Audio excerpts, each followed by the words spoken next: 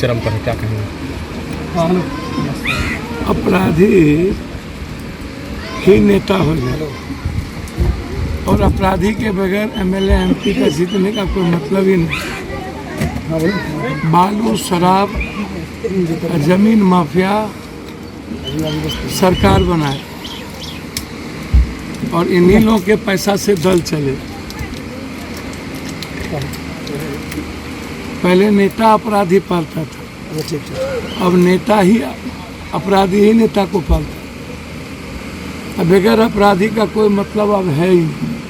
Mafia के बगैर पैसा का आप हमको बताइए ना। एक बात बहुत क्लियर हम पूछना चाहते हैं कि हत्या क्यों हो रही? आम आदमी को न्याय क्यों नहीं मिलता? बेटियों का बलात्कार लगातार क्यों हो रहा? घटनाएं क्यों घट रही? और कानून कहाँ है? न्याय व्यवस्था कहाँ है? कानून का डर क्यों नहीं रह गया? और सभी दल के लोग, जो भी दल के लोग हैं,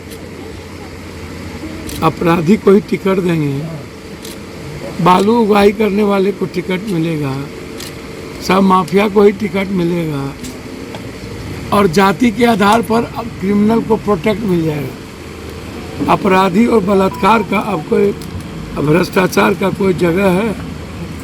समाज पहले पूछता है कि मर्डर का कौन मिले, अब कौन जात कर लगे, अब कौन जात का हो, बलात्कार किसका हो। हम तो 81-82 से लाश बन चुके हैं इस बिहार में, थक गए लाश उठाते उठाते। अभी बक्सर में नरसंहार हुआ, बक्सर में अर्जुन यादव को मारा गया। मुजफ्फरपुर में पहले पासवान टोली को घेर के मारा, फिर यादव टोली को घेर के मारा।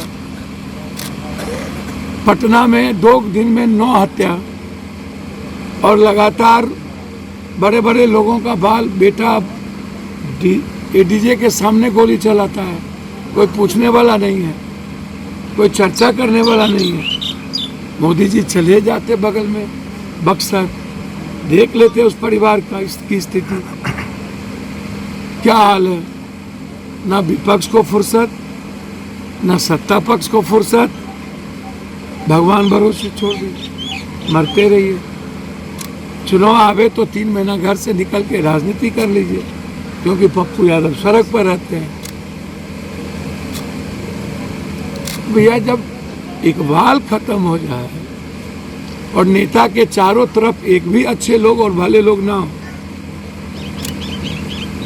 अपराधी जिस जात का हो, उसे दल का प्रोटेक्शन हो और पुलिस और अपराधी नेता का गठजोड़ हो, और ये मान लिया गया हो कि अब माफिया अपराधी के बगैर वोट मिलना ही नहीं है, तो सैया भेल खुतवाल तो अब डर काहेगा।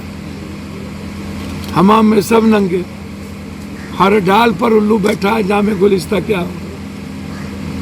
गरीबी पे चर्चा नहीं, बेरोजगारी पे चर्चा नहीं, इकोनॉमी पे चर्चा नहीं,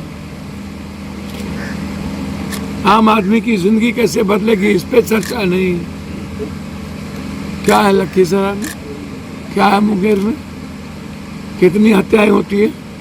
एक सप्ताह में आधा दर्जन से ऊपर हत्या। आप ये हालात को देखिए। डिप्टी सीएम का क्षेत्र है, लेकिन बालू माफिया चांदी काट